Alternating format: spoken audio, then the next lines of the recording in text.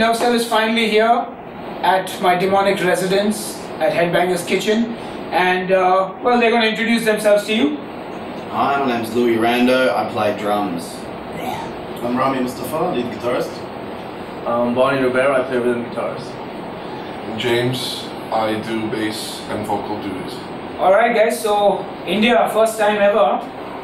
What's it been like so far? Busy. Crazy, man. The traffic. And Wow. good food. Good food, huh? The food is standout, It's yeah. been treating us really well, so we're happy. Yeah. Very good. So Louis, how's your Australian stomach handling the Indian spices? It's good. It's good. Yeah. There's been a few moments where I'm like, oh, gotta watch myself, but generally it's pretty fine. I eat a lot of Indian back home, so I'm in practice, you know. Oh, the Australian Indian. Which is not as hardcore as the stuff that's here, but it's not as tasty as the stuff here. The Indian here is unbelievably good. So if you're watching this and you've never been to India, come. The food. So what is your favorite food? I mean, James, what's your favorite thing to eat? I don't have a specific, as long as it tastes good, that's all that matters to me. That's all. What about you? For me, spicy food, man. Very cliche. Like Indian, Chinese is the best. I like Thai food as well, but Indian Chinese has always been something. Any particular dish? Biryani. Sounds really cliche. I don't know, man. I like my rice. Right? I do. Man, I like a bit of everything, you know, like Italian, Mexican, I love Mexican food. Indian food, wow, it's one of my favorites. Like Arabic food, of course, Turkish, Middle Eastern food. So a bit of everything. Yeah. What about you, Louis?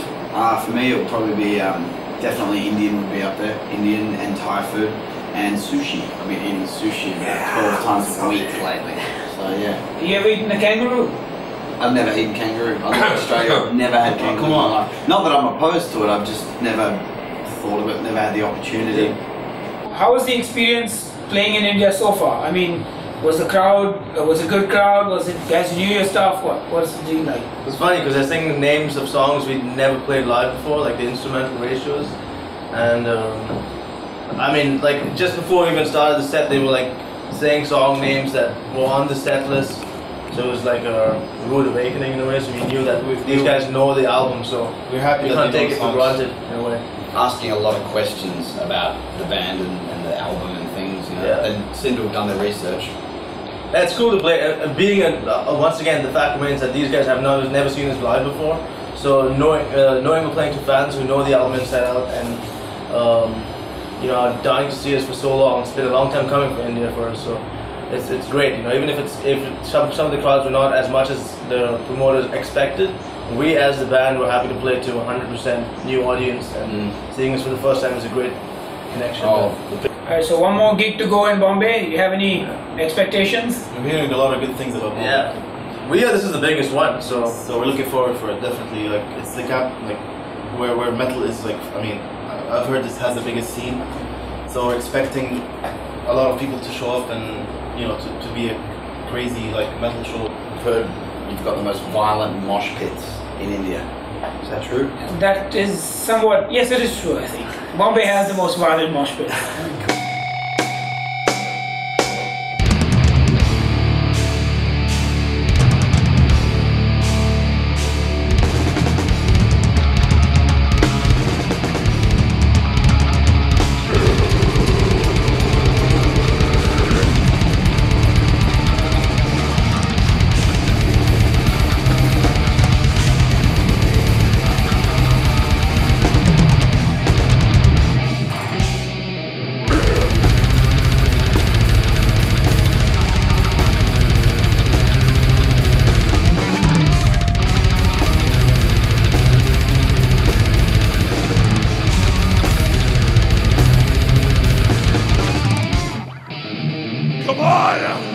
Come on, Bombay!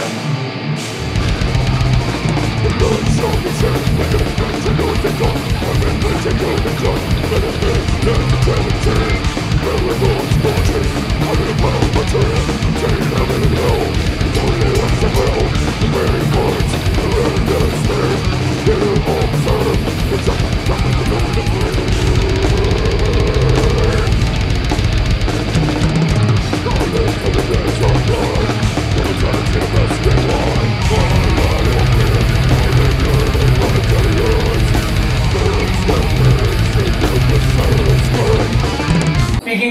scene in the Middle East, what is the scene in Dubai, Qatar, wherever you guys are living right now? Where are you living? It's actually. Are you all in Dubai now? We can't reveal it, honestly. We live in different countries. Actually, us three, we all met in Dubai. Like, Barney was born and raised in Dubai. James was born and raised in Qatar. I was living in Qatar. So me and him went to study in Dubai, and we met Barney. And then lately, for the past 2 years, I moved back to Qatar. So the guys are living in Dubai. Okay. And he lives in Australia. Australia. Yeah. Yep. So Born and bred. How the hell do you jam? Yeah. I mean, that's I think something that everybody who knows about now where you live. I mean, how do you manage practicing? I fly down all the time to Dubai. We do that. I mean, whenever we do any tours or shows, Louis comes down.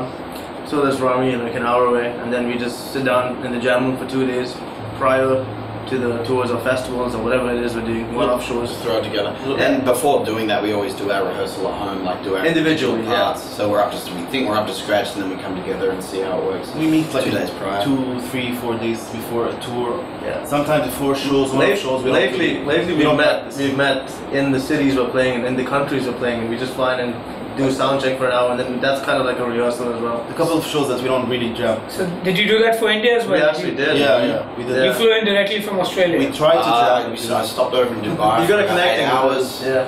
We didn't really we just had a sound check, quick hour and a half rehearsal, and that was it. So, I mean, tell us about the scene in Dubai. What's it like being a band in Dubai? And are there other bands in Dubai as well? Do you guys have a scene like, I mean, regular gigs happening and bands releasing out? Because I've only heard of Nervecell from Dubai. There are bands in Dubai. There's bands that start and just go on for a couple of years, and some other bands like break up or go on hold or something like that. We're relatively the only band that actually went out of Dubai, like on an international level. So that's one of the reasons you might not heard of other bands. But there are many good bands, and there's a strong scene. Relatively better than any other scenes in the Arab nation, Middle East area. I believe I saw an interview of yours done by Andrew Skisser. Yeah. How did that come about? Dude, we're still fanboys, in front of those guys. Like they're one of my favorite bands along with Pantera, and we were at Footfall Force Festival backstage doing an interview for the DVD, and the director of the DVD said, the Nervecell from Dubai playing on this festival with so many bands, and Sepultura having done this coming from Sao Paulo, Brazil, it's a big cultural role that plays there. So he said, how about we get you guys tomorrow to stand here backstage, wait for us at this time, and we get Andrew Skisser from Sepultura in the third world country, Sao Paulo, interview you guys from the Middle East, the only band from the Middle East, We were like, what? And bring that whole cultural aspect of flowing into metal. Seeing that metal is now very global, obviously. So he took it in that sort of angle, and we were like, yes. Serious? Yeah, he's a good, we will do it. good person to sort of bring it to the world. We met him before. Yeah. We played with him twice. Him, Yeah. So he knew us as well, like Andrew Skisser and the guys from Sepultura. Really down to earth guy, man. Just But ask, to have him like hold the mic and ask us questions is just weird. How many festivals did you guys do in 2009? I mean, you did a whole bunch of festivals. I think a lot of Indian bands would like to know, how the fuck do you get to play a festival? Yeah, like anyone can, we sent an album out and we said we'd like to play a festival. So I went to the A&R of each festival. Some of them accepted us, and some of them accepted us but not really agreed to fly us down and stuff. So obviously a lot of that has to play, but we just did the usual groundwork, promote ourselves, tell them we'd like to come there, we're in the area, can we play, can you do this for us, can you sort us out? And that's it. Like our management took care of that.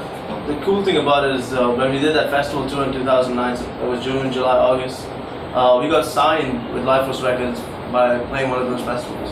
Because they saw us in Germany, and then like half an hour later, they were sitting down talking to us backstage about releasing an album. It was right after, which was really cool. So it's an investment that paid off. Oh yeah, huge. Like just to play there was good enough, and then the label signed us based on one of our performances, which was a great presentation. Like send them our CDs and then having them see us live.